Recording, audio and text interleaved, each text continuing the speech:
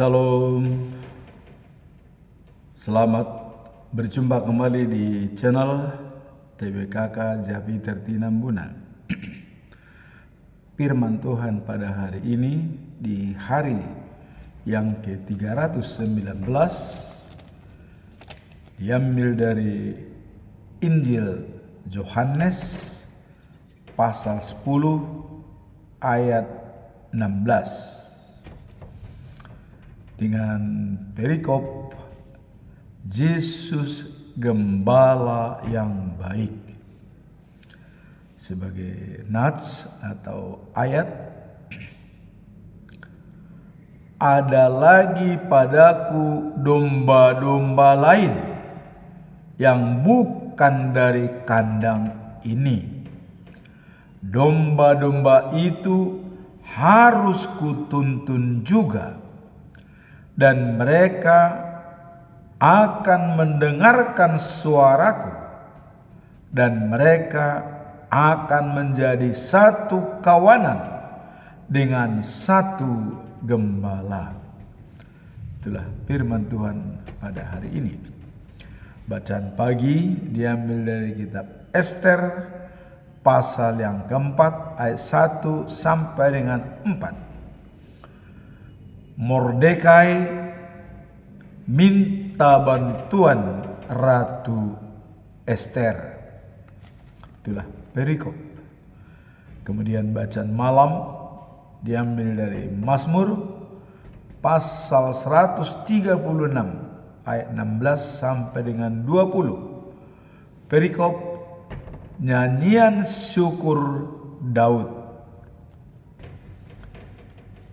Itulah firman Tuhan pada hari ini. Sebagaimana biasa, kita tetap mengambil atau melihat pedoman kita dalam bulan November yang diatur dalam Almanak HKBP, ya, dengan topik mengasihi dengan kasih Kristus. Dijabarkan dalam Yohanes pasal 13 ayat 35. Dengan demikian semua orang tahu bahwa kamu adalah murid-muridku, yaitu jikalau kamu saling mengasihi. Ini tetap merupakan ikon kita dalam bulan November ini. Jadi syarat menjadi murid Tuhan Yesus adalah apabila kita saling mengasihi. Itu sudah langsung diakui sebagai murid Tuhan Yesus. Hal ini tertuang dalam Injil Markus sebagai kesimpulan dari hukum Tuhan yang disampaikan oleh Yesus kepada guru-guru agama Yahudi dan seluruh bangsa Israel, bahkan dunia. Apa yang dikatakan oleh Yesus? Tuhan Allah itu esa atau satu. Maka perintah pertama dan yang utama adalah kasihanilah Tuhan Allahmu dengan segenap hatimu dan dengan segenap jiwamu dan dengan segenap akal budimu dan dengan segenap kekuatanmu. Itulah dikatakan hukum pertama dan yang utama. Nah, kemudian yang kedua adalah kasihanilah sesamamu seperti dirimu sendiri. Itulah hukum yang merupakan tidak ada lagi hukum lain yang lebih utama daripada kedua hukum itu. Kemudian guru-guru agama mengatakan dan menerima dengan baik apa yang disampaikan oleh Tuhan Yesus. Nah, kemudian dalam penerapan kasih dapat dilihat dalam 1 Korintus pasal 13 ayat 13. Ada 3 yang tetap dalam diri manusia sebagai orang Kristen, sebagai pengikut Yesus. Apa yang 3 tersebut? Pertama adalah iman. Semua harus didasarkan pada iman, kepercayaan. Kalau Martin Luther mengatakan sola fide, kita dibenarkan dengan iman. Kalau tidak memiliki iman, kita tidak mungkin bisa dibenarkan oleh Tuhan. Iman. Nah, kemudian yang kedua, pengharapan. Semua orang punya pengharapan. Apakah pengharapan itu? Harapan kita adalah life after life. Artinya, hidup setelah kehidupan saat ini. Jadi masih ada kehidupan nanti, itulah kekal dan abadi yang kita harapkan. Nah, kemudian yang ketiga adalah kasih. Kasih inilah yang paling besar dari kedua hal tersebut. Dari iman, pengharapan, tapi kasihlah yang paling besar.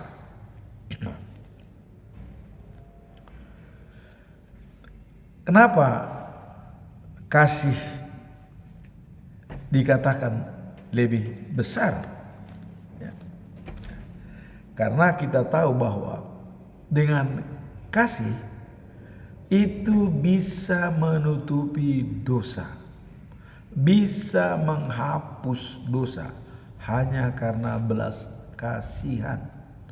Ya.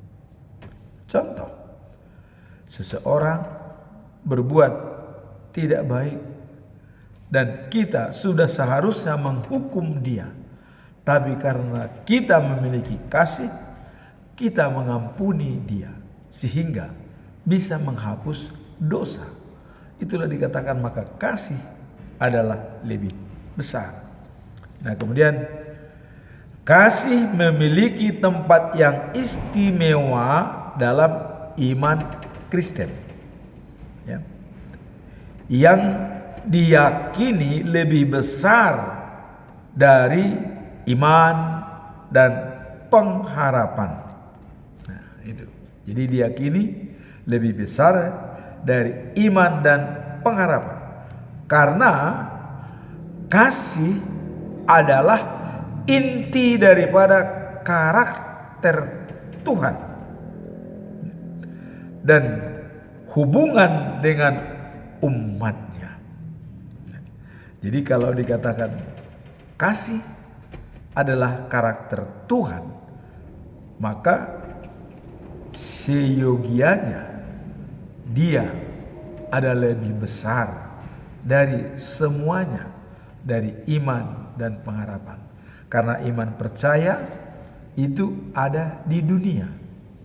Kita di dunia memiliki iman percaya.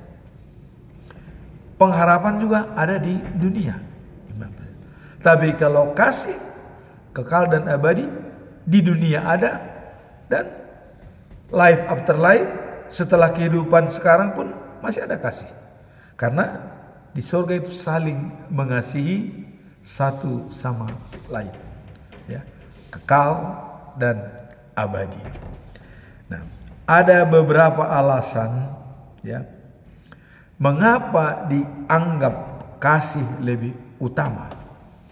Nah ini bisa dikatakan para teolog juga bisa menyimpulkan bahwa ada 3 hal yang mengatakan bahwa kasih lebih besar. Pertama, kasih adalah perwujudan bagaimana kita harus hidup sebagai pengikut Kristus.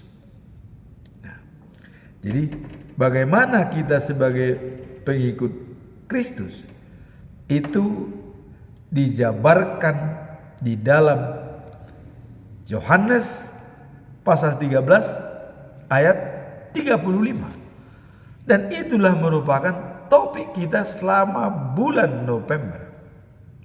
Mengasihi dengan Kristus. Ya. Jadi mengasihi dengan kasih Kristus. Dijabarkan dengan demikian semua orang akan tahu bahwa kamu adalah murid-muridku, kata Yesus. Semua orang tahu kalau kamu adalah murid-muridku jikalau kamu saling mengasihi. Nah, ini pertama alasannya.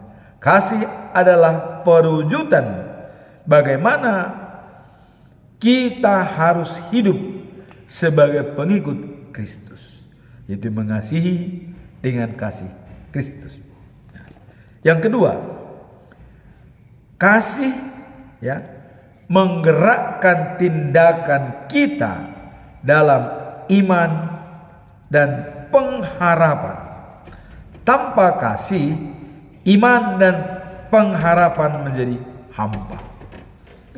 Jadi untuk menggerakkan iman dan pengharapan diperlukan kasih. Ya, kasih yang menggerakkan iman dan pengharapan. Tanpa kasih, iman dan pengharapan adalah hampa, kurang berguna kalau tidak didalami dengan kasih. Itulah mengapa dikatakan kasih lebih besar.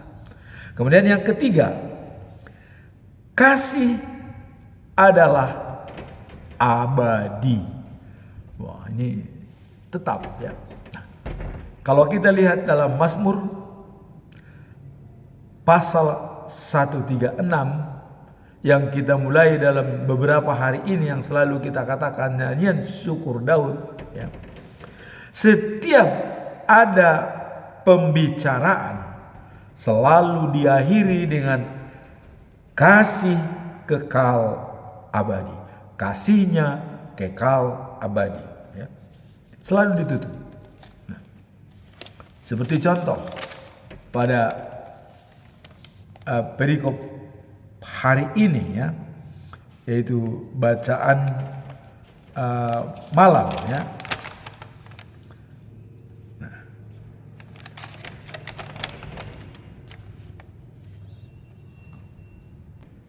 kita lihat dalam bacaan malam ya, pasal 136 ayat 16 sampai dengan 20.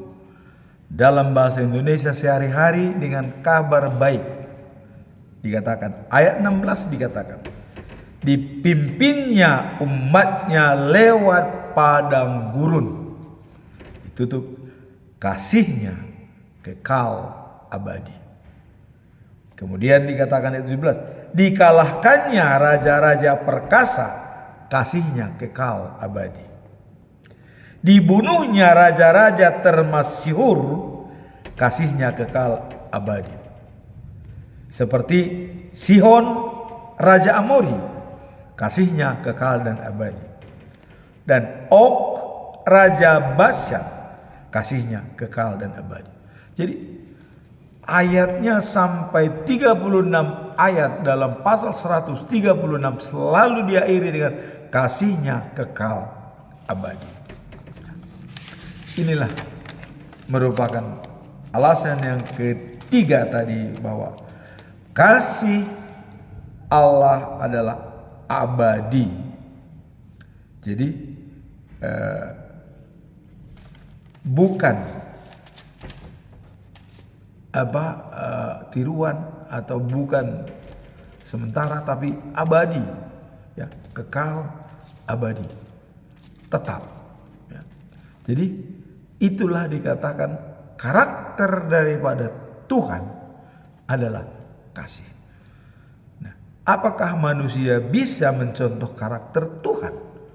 Ya, tadi dikatakan oleh Yesus, kamu menjadi murid-muridku jikalau kamu saling mengasihi. Nah, saling mengasihi, vertikal kepada Tuhan, horizontal kepada manusia, dijabarkan dalam Markus pasal 12 ayat 30 sampai dengan 31. Kasihnya kekal dan abadi, sementara iman dan pengharapan adalah temporer. Kenapa temporer? Hanya di dunia. Setelah kita selesai dari dunia, iman dan pengharapan sudah hilang. Yang ada adalah kasih di the news of Jerusalem. Nah, jadi kasih akan terus ada dan melampaui segala hal. Itulah bukan kita hari ini bahwa mengasihi dengan kasih Kristus, karena itulah karakter Tuhan. Karakter Tuhan adalah mengasihi. Nah, kalau kita lihat dalam Yohanes, ya, pasal yang ketiga ayat 16, ya, begitu besar kasih setia Allah, ya, maka anaknya yang tunggal diberikan ke dunia ini supaya untuk menyelamatkan manusia, percaya kepadanya, beroleh hidup yang kekal. Jadi perikop pada hari ini, ya, dikatakan adalah dalam Yohanes 10 ayat 16, Yesus gembala yang baik. Nah, apa maksud daripada perikop ini? Nah, kalau kita lihat tadi topiknya, ya, Yesus gembala yang baik, dalam ayat 16 ada domba-domba lain yang bukan dari kandang ini. Ya. Terus bagaimana terhadap mereka yang bukan dari kandang ini? Ada domba-domba lain. Nah, dikatakan domba-domba itu harus kutuntun juga. Jadi harus membuat perlakuan yang sama, walaupun domba tersebut bukan dari kandang yang dimilikinya, tapi dari tempat lain. Tapi itu harus dituntun. Nah, kemudian, dan mereka akan mendengarkan suaraku. Jadi dengan dituntunnya mereka, maka mereka akan mendengarkan suara Yesus.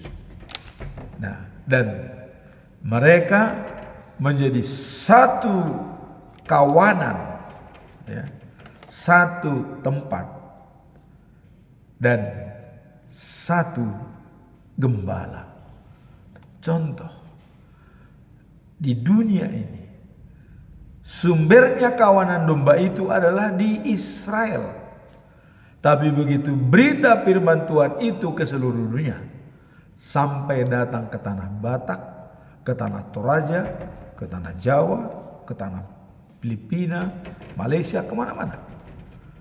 Tapi semua domba itu dituntun, dan satu kawanan dan satu gembala. Satu dari semua negara-negara yang dari Israel tadi berkembang itu, semua negara-negara itu hanya satu gembala, yaitu Yesus. Inilah dikatakan dalam perikop hari ini, Yohanes 10 ayat 16, Yesus gembala yang baik. Berapa miliar penduduk dunia ini, berbeda-beda ras, berbeda-beda kulit, ya, dan berbeda-beda latar belakang pendidikan segala macam, tapi hanya satu gembalanya, yaitu Yesus. Maka Allah sudah mengatakan bahwa dari keturunan Daud akan datang raja dari segala raja, bertempat di kota Sion. Raja dari segala raja itu nanti pembuktiannya di The News of Jerusalem. Tapi sekarang pun, ya, semua yang datang kepada Yesus dan percaya kepada Yesus merupakan satu gembala, yaitu Yesus di seluruh dunia. Inilah makna daripada perikop ini. Artinya banyak gembala-gembala, berbeda-beda tempat, berbeda-beda latar belakang, tapi hanya satu gembala. Jadi domba berbeda-beda latar belakang, tempat dan segala macam, tapi gembalanya hanya satu. Tidak ada dua gembala atau tiga, hanya satu gembala. Itulah Yesus sebagai Allah, sebagai Roh Kudus, dan Dia adalah satu-satunya Tuhan. Jadi kalau ada yang mengatakan bahwa Yesus Tuhan, itu adalah kekeliruan besar. Kekeliruannya, karena Yesus sudah mengatakan di dalam Injil Yohanes, ya, bahwa yang mengenal aku sama dengan mengenal Allah. Siapa yang berani mengatakan mengenal aku sama dengan mengenal Allah? Mungkin ini yang tidak dibaca oleh teman-teman. Maka si Filipus dikatakan, aduh Filipus, katanya, kamu sudah berapa lama kau, masa kamu masih mencari Bapa? Di mana Bapa? Tunjukkan kepada kami supaya kami bisa mengikuti Dia. Filipus, ya, itu sudah pengikut Yesus, itu sudah, ya, 3,5 tahun mungkin dibimbing sama dia. Aduh Filipus, kau masih, pemikiranmu masih picik, katanya, belum mengerti kamu, katanya. Ingat, melihat aku sama dengan melihat Bapa. Berarti Bapa sama dengan aku, Allah sama dengan Yesus. Mau apa lagi? Apalagi yang kau pertentangkan, Filipus, katanya, ya. Nah, pada waktu itu juga Thomas juga mengatakan, karena Yesus mengatakan, aku akan pergi, ya, kata Yesus. Nah, kemanakah engkau pergi? Kami coba tunjukkan jalan itu kepada kami, kata si Thomas, ya. Waduh, ini juga Thomas dinyatakan oleh Yesus lagi kepada Thomas. Thomas, katanya, akulah jalan, hidup, dan kebenaran. Tidak ada seorang pun sampai kepada Bapa tanpa melalui aku, katanya. Terus, kamu mau lewat jalan mana? Datanglah si Filipus. Wah, untuk tanpa melalui Bapa, tunjukkan Bapa itu di mana? Tunjukkan di mana Bapa itu, kata Filipus. Karena Yesus mengatakan tadi, akulah jalan, hidup, dan kebenaran. Tidak ada yang sampai ke Bapa tanpa melalui aku. Datang Filipus, tunjukkan di mana Bapa itu, supaya kami bisa melihatnya. Tunjukkan, katanya. Filipus, berapa lama kau sudah bersama dengan saya? Kau belum tahu siapa saya, katanya. Ingat, katanya, melihat aku sama dengan melihat Bapa. Berarti Bapa sama dengan aku. Ya, apalagi? Karena Yesus sudah mengatakan, aku berada di dalam Bapa, Bapa berada di dalam aku. Kau cari Bapa di mana? Aku itu sendiri, Bapa itu aku, kira-kira begitu, ya. Cuman dia tidak mengatakan aku Allah Isa yang itu, tidak mengatakan, karena dia hanya mengatakan sinonim, tetap mengatakan Bapa di surga. Karena dia di sini sebagai manusia turun ke bumi, tidak mungkin dikatakan. Tapi dia sudah bilang, melihat aku sama dengan melihat Bapa. Itu halus. Apalagi? Jadi bagi yang belum percaya kalau Yesus itu Tuhan, bertobatlah. Jangan sampai Anda tidak nanti masuk dalam penghakiman atau tidak dikenal oleh Yesus. Karena dalam kitab suci apapun, baik Kristen dan Islam, bahwa Yesuslah penghakiman yang terakhir. Nah, kalau kita tidak kenal Yesus, bagaimana kita bisa dihakimi? Enggak mungkin. Maka mulai sekarang saya katakan, kenalilah Yesus sebagai hakim tunggal untuk menghakimi yang hidup dan yang mati. Nah, itulah perikop hari ini. Jadi dikatakan tadi, Yesus Gembala. Apa makna dan pesan moral dari perikop ini? Dalam Yohanes pasal 10 ayat 16. Dan domba-domba lain yang bukan dari kandang ini haruslah kutuntun juga. Mereka mendengar suaraku dan menjadi satu kawanan, satu gembala. Dalam ayat ini Yesus menegaskan komitmennya untuk menjangkau semua orang, bukan hanya sebagian, semua orang, dan membawa mereka kepada pemahaman dari kasih-Nya. Jadi membawa mengenai kasih-Nya itu kekal dan abadi. Ini merupakan menunjukkan betapa besar ya arti dan perlakuan Tuhan kepada setiap individu tanpa membedakan latar belakang. Jadi tidak ada latar belakang, membedakan latar belakang ataupun diskriminasi. Sama semua. Maka tadi katakan supaya semua satu kawanan domba dan hanya satu gembalanya. Jadi kalau selama ini masih ada sana gembalanya lain, sekarang Yesus mengatakan satu gembalanya dari semua kawanan domba yang ada di dunia ini. Bukan ada dua gembala, hanya satu gembalanya, yaitu Yesus.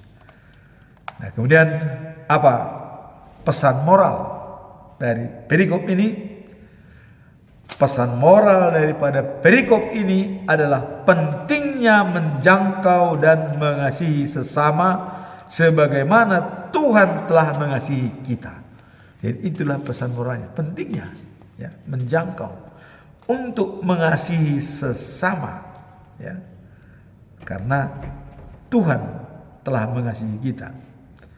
Kita diingatkan untuk tidak hanya menjaga hubungan kita dengan Tuhan, tetapi juga dengan sesama yang saling mendukung dan menerima sebagai bagian dalam satu tubuh dalam Kristus. Jadi bukan hanya kepada Tuhan saja, tapi juga kepada. Maka itulah dikatakan Markus 12 ayat 30 dan 31, hukum yang utama vertikal, mengasihi Tuhan Allah dari segenap hati, dari segenap jiwa, dari segenap akal budi, dan dari segenap kekuatan. Horizontal kepada manusia, mengasihi sesama manusia seperti diri kita sendiri. Itulah kesimpulan dalam perikop ini, bahwa Yesus adalah gembala yang baik dan menggembalakan semua domba-domba yang berserak, dan domba yang sudah masuk kandangnya, dan domba yang masih berkeliaran, atau domba yang masih tercecer. Semua itu akan dijadikan satu kawanan domba dengan satu gembala. itulah Yesus gembala yang baik. Sekarang kita masuk dalam bacaan pagi, diambil dari kitab Ester pasal 4 ayat 1 sampai dengan 4. Mordekai meminta bantuan Ratu Ester. Kemarin kita sudah membaca bahwa Haman, Perdana Menteri Persia, sudah mengeluarkan surat perintah tanggal 13 bulan Nisan, ya, atau Januari. Apa surat perintahnya?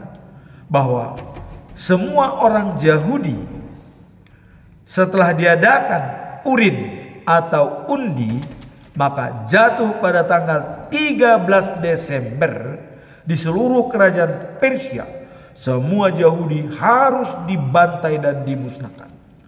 Baik tua maupun muda, besar kecil, laki-laki dan perempuan, semua habis.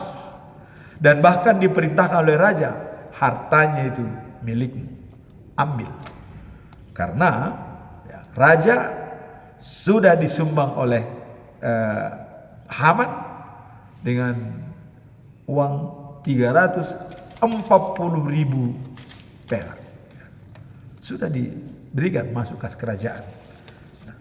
Nah maka sekarang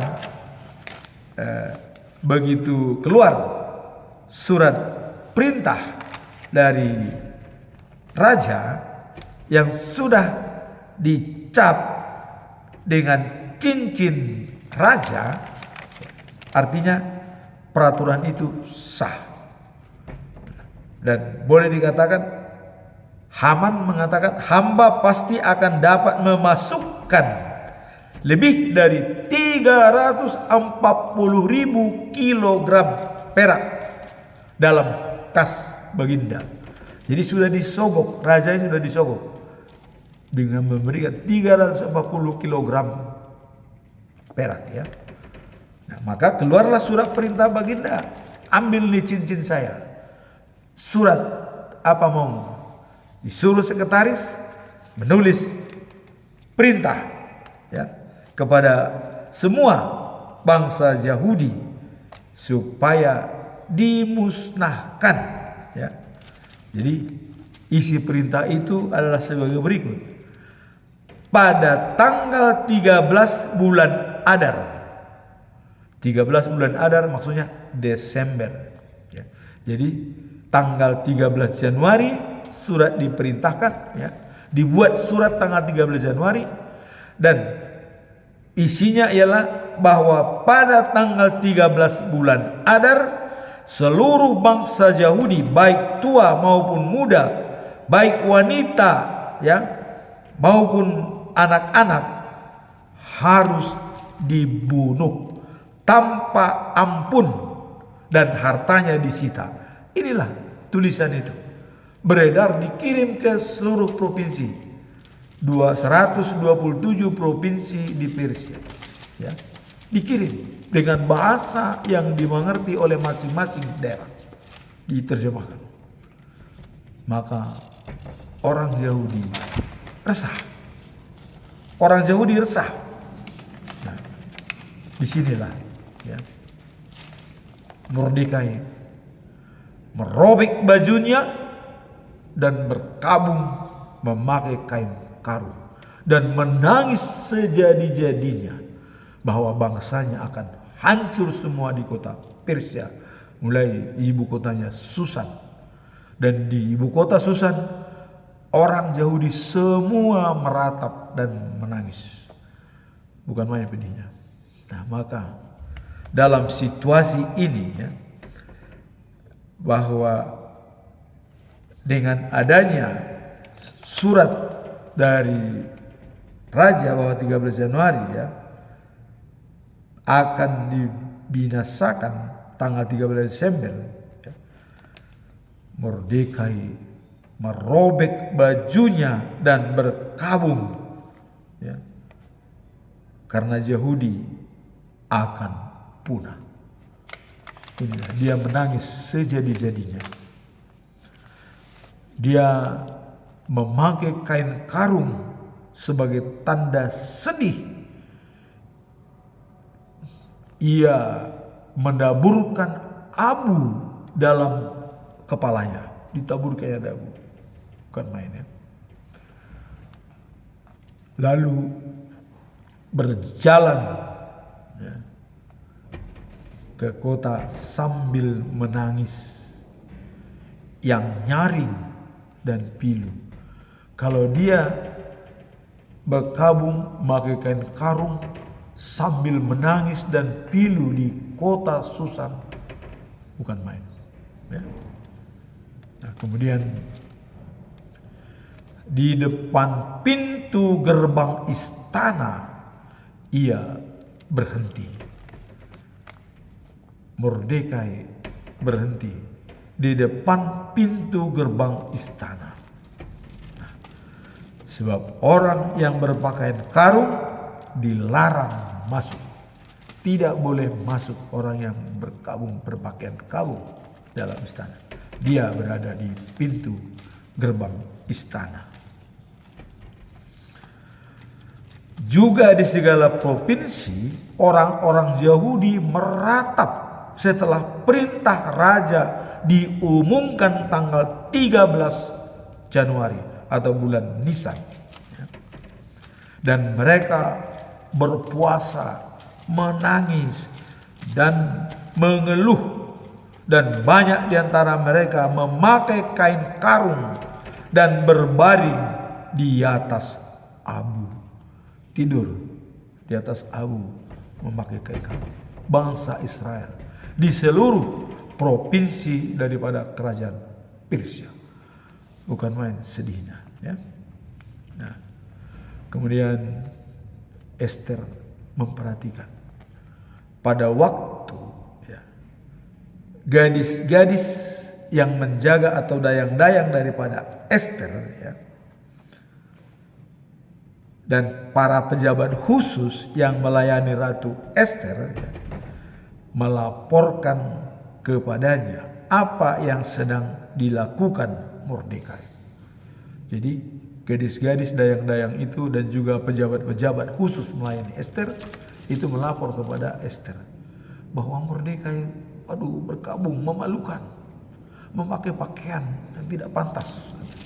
Nah, sedangkan Mordekai adalah sebagai ayah angkat daripada Esther. Karena Esther sudah yatim piatu dipilih menjadi ratu.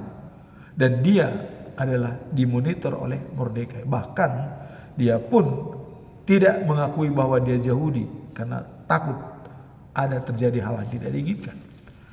Jadi dalam hal ini Esther prihatin. Dengan mendengar Mordekai sebagai dianggap ayah kandungnya sudah pakai kain kabung, kain karung ya, dan berada di pintu gerbang. Esther berpikir ya, dan dia sangat sedih sekali dalam istana. Tapi dia masih belum bisa berbicara dengan raja. Akhirnya Esther mencoba mengirim pakaian kepada Mordekai ya, sebagai pengganti kain karungnya. Jadi dia mengirim pakaian yang bagus diganti. Apa yang terjadi? Mordekai tidak mau menerima kain yang diberikan oleh Esther. Akibatnya apa yang terjadi? Esther merasa sedih sekali ya, coba. Seorang ayah ya, yang berkabung dan diberikan sesuatu tapi tidak mau menerimanya. Coba bagaimana perasaan? Pilu. Nah, Mordekai dia merasa bukan itu yang mengobati kekabungan itu, bukan pakaian, bukan. Tapi ada kebijaksanaan untuk merubah keputusan tersebut yang dibuat oleh raja. Ini sebenarnya yang mau diinginkan oleh Mordekai. Nah, kemudian Esther merasa sedih sekali ya, dengan pedih yang diderita oleh ayah angkatnya Ya. Nah, kemudian bagaimana kelanjutan dari ini? Di saat Mordekai tidak mau menerima kain pemberian daripada Ester, sementara Ester sangat sedih terhadap ayahnya. Apa kelanjutan daripada cerita ini? Mari kita lihat dalam episode berikutnya besok. Jangan lupa tetap berada di dalam channel kita. Nah, sekarang kita masuk dalam perikop selanjutnya, itu bacaan malam. Ya, bacaan malam diambil dari Mazmur pasal 136 ayat 16 sampai 20. Nah, di sini tadi kita melihat ya bahwa Mazmur 136. Tadi sudah kita melihat apa isi daripada Mazmur 136 ayat 16 sampai dengan 20. Nyanyian syukur Daud, bahwa Daud mengatakan kasihnya kekal dan abadi. Apapun tindakan apapun yang dijalankan oleh Allah yang Maha Kuasa, selalu mengakhirinya dengan kasihnya kekal dan abadi. Walaupun dia membantai manusia atau membantai siapapun, tetap mengatakan kasihnya kekal dan abadi. Jadi segala apa yang dilakukan oleh Tuhan, baik itu murkanya ataupun kasih sayangnya, tetap dalam lingkup kasihnya kekal dan abadi. Nah, kita lihat dalam ayat ini. Ya. Ayat 16, dipimpinnya umatnya lewat padang gurun dari Mesir. Kasihnya kekal dan abadi. Selalu dalam rangka mengasihi walaupun dibawa lewat padang gurun. Ya. Jadi tidak ada semacam permusuhan, tetapi kasih yang dijalankan oleh Tuhan. Kemudian dikalahkannya raja-raja perkasa. Jadi raja-raja yang kuat dikalahkannya dalam rangka kasihnya kekal dan abadi. Siapa raja perkasa itu? Nah, kita lihat ya, adalah Sihon, raja Amori yang dihancurkan oleh bangsa Israel atas perintah Tuhan. Kenapa Tuhan Allah memerintahkan supaya Raja Sihon dimusnahkan oleh bangsa Israel? Karena mereka menyembah berhala, menyembah patung.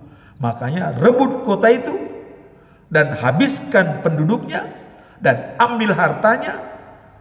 Kasihnya kekal dan abadi demi kasih Tuhan. Nah, kemudian Raja Og, Raja Basan juga dibunuh dan dihancurkan oleh bangsa Israel, juga dalam rangka kasihnya kekal dan abadi. Jadi siapapun yang dibantai oleh Israel atas perintah Tuhan karena menyembah berhala, itu demi kasihnya kekal dan abadi. Tidak ada di luar daripada itu. Semua dalam lingkup kasihnya kekal dan abadi. Nah, kemudian kalau kita lihat dalam peristiwa-peristiwa lain misalnya ya, orang yang tidak menghormati Allah pun itu dibunuh. Itu juga tetap dalam hal kasihnya kekal dan abadi. Siapa contoh yang dibunuh oleh Tuhan Allah? Ya. Kita tahu ada dua orang anaknya Harun, Abihu dan Nadab. Ya. Mereka sudah mempunyai bakaran atau tempat persembahan untuk perapian, untuk menempatkan dupa, ya, dupa di sana untuk perapian. Tapi mereka membuat perapian baru dengan maksud ya semakin besar. Ini salah. Tuhan tidak menghendaki, tidak menghormati kata Tuhan. Buat apa kamu buat perapian baru? Sedangkan perapian yang lama bagaimana? Tuhan konsekuen. Tidak mau diduakan. Nah itu. Makanya Tuhan tidak mau diduakan. Ayo selalu dia. Sudah ada. Kenapa kau buat lagi? Ini kan suka-suka kamu. Kira-kira begitu. Padahal Abihu dan Nadab itu sudah makan bersama dengan Tuhan. Sudah yang namanya juga imam. Anaknya Harun, anak kandung Harun, 2 orang ya. Sudah. Tapi kenapa? Begitu dia datangkan api datang langsung membakar mereka berdua, mati seketika. Ya. Itulah. Datang Musa. Itulah. Kalau kita tidak menghormati Tuhan Allah katanya. Itulah kejadiannya. Allah membunuh itu demi kasihnya kekal dan abadi. Allah untuk menegakkan, untuk komitmen daripada memberikan persembahan. Jangan macam-macam. Ya. Jadi mungkin kalau implementasi sekarang mungkin ada juga banyak pendeta ya yang seperti Abihu dan Nadab ya, sudah bekerja misalnya puluhan tahun sebagai pendeta, tapi begitu dia tidak menghormati Allah, maka dia akan tidak mendapatkan kekal dan abadi. Itu demi kasihnya kekal dan abadi. Nah, jadi dalam hal ini pun ya, Nadab dan Abihu mati adalah karena kasihnya kekal dan abadi. Karena Allah sudah mengatakan, yang menghormati aku akan kuhormati, yang menghina aku akan kuhina katanya. Jadi jelas, yang menghina Allah dihina, yang menghormati dihormati. Nah, maka Musa mengatakan, hormatlah kepada Tuhan. Akhirnya disuruhlah pegawainya, ambillah mayat 2 orang itu, kuburkan. Diperintah Harun, jangan tangisi anakmu itu, nanti kau malah ikut dimarahi oleh Tuhan, malah bahaya. Tuh. Jadi itu sudah diperintahkan supaya ya, kalau sudah terjadi seperti itu, kita hanya prihatin ya, kasihnya kekal dan abadi. Kalau ada kejadian misalnya di hadapan kita yang tidak kita duga-duga, kita harus mengatakan kasihnya kekal dan abadi. Hanya itu yang bisa kita sampaikan. Jangan menghakimi, jangan menyalahkan siapa-siapa. Selalu kita mengatakan kasihnya kekal dan abadi. Apapun penderitaan, apapun yang kita hadapi di dunia ini, selalu kita mengatakan kasihnya kekal dan abadi. Ya, itulah bacaan firman Tuhan pada hari ini, di mana pertama tadi adalah Yesus gembala yang baik, dari manapun asalnya, dimanapun berada, mereka untuk menjadi satu kawanan domba dan satu gembala, yaitu Yesus. Nah, kemudian dalam bacaan pagi, Mordekai berkabung dengan adanya surat perintah dari Raja Ahasiweres. Tanggal 13 Januari dikeluarkan surat untuk membunuh semua bangsa Yahudi, baik tua maupun muda, ya, laki-laki, perempuan, baik wanita maupun anak-anak, semua dibunuh, hartanya diambil tanpa ampun. Itulah keputusan raja, distempel pakai cincin Raja Ahasiweres. Akhirnya di sini Mordekai berkabung, merobek bajunya, dan semua bangsa Yahudi itu berkabung, tidur di atas abu, menangis.